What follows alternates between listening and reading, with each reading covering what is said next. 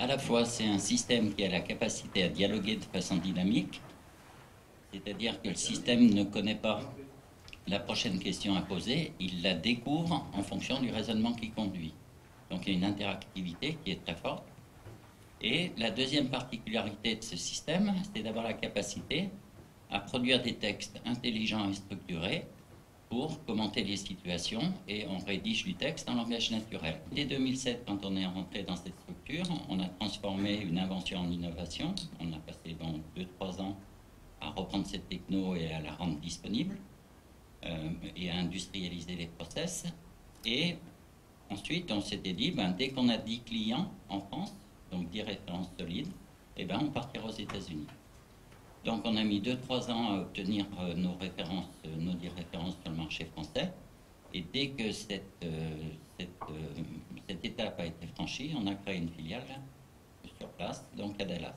Il y a vraiment une différence de culture entre un commercial français qui va être push à passer des coups de fil, à essayer de rencontrer des gens, à réseauter, versus un Américain qui, lui, entre guillemets, dans le confort, son travail, c'est de porter des affaires, de les closer, mais sûrement pas d'aller les chercher. Une fois qu'on a compris ça, on se rend compte que le niveau de marketing qui est indispensable de mettre en place est lié donc justement à ce fait-là. C'est-à-dire qu'il faut que ce soit des leads entrants. Vous captez des leads, les commerciaux vont les travailler. Vous n'avez pas de leads entrants, ils passent leur journée à rien faire. Il ne faut pas qu'il y ait le moindre petit grain de sable, autrement les personnes sont perdues. Donc il faut avoir vraiment toute une logistique nettement plus formalisée, nettement plus industrialisée pour adresser ce marché-là. Alors qu'en France, vous mettez à disposition un produit, bon, ça plante pour telle raison, c'est pas trop grave, il va trouver une autre manière. On est plus, entre guillemets, bricoleur, c'est pas le bon terme, on est plus débrouillard pour résoudre des problèmes. Eux, ça marche pas, le process s'arrête. En France, on bénéficie quand même de mécanismes d'aide à l'innovation qui sont assez intéressants. Je vais prendre le CIR, je vais prendre le crédit d'impôt innovation, je vais prendre... Il y a énormément de soutien à l'innovation. Et quand vous expliquez à un Américain que 30% de votre R&D est prise en charge par l'État, on va dire, pour simplifier, il regarde et il dit quel intérêt pour moi de déplacer ça aux États-Unis alors que là je paierai plein pot des salaires qui vont être plus importants, parce que les salaires sont plus importants, donc il va avoir un coût de R&D qui va être majoré, réellement majoré.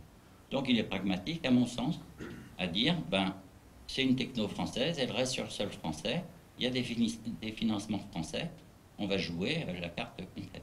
La première chose pour moi, c'est assez facile en France de s'associer des compétences américaines qui vivent en France.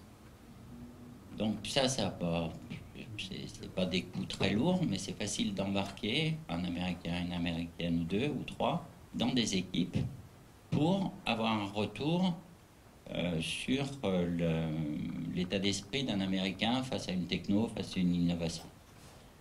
Et de travailler, chez nous, ça a été principalement le marketing, de travailler avec cette personne sur comment reformuler le marketing, faire des messages de plus en plus simples, de plus en plus forts, à destination d'un public ciblé, pour qu'il y ait cette accroche. Parce que si vous passez déjà à côté au niveau du marketing, bon, ça c'est dans quelque chose qui peut s'anticiper. Puis à un moment donné, vous avez eu beau vous préparer pendant 1 an, pendant 2 ans, nous on s'est préparé pendant 6 ans, 5 ans. Le jour où vous basculez, de toute façon, il vous manquera toujours quelque chose. Donc la notion de rétro-planning me plaît bien.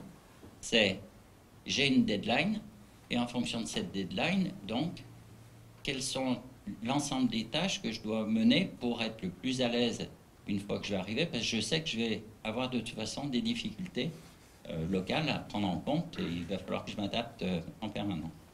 Partir trop serré, avec un budget trop serré en se disant ça va marcher, c'est super, je pense que c'est une erreur.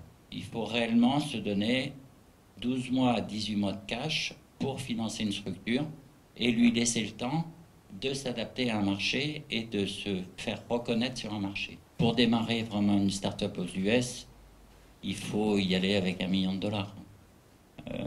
À moins, ça paraît assez difficile. c'est marrant de rencontrer les Américains, on en a rencontré plusieurs qui disent, eh ben, dès que vous en signez un, je serai le deuxième. Alors ça, c'est intéressant parce que on est vraiment dans une période d'évangélisation du marché. C'est-à-dire il faut trouver les early adopters.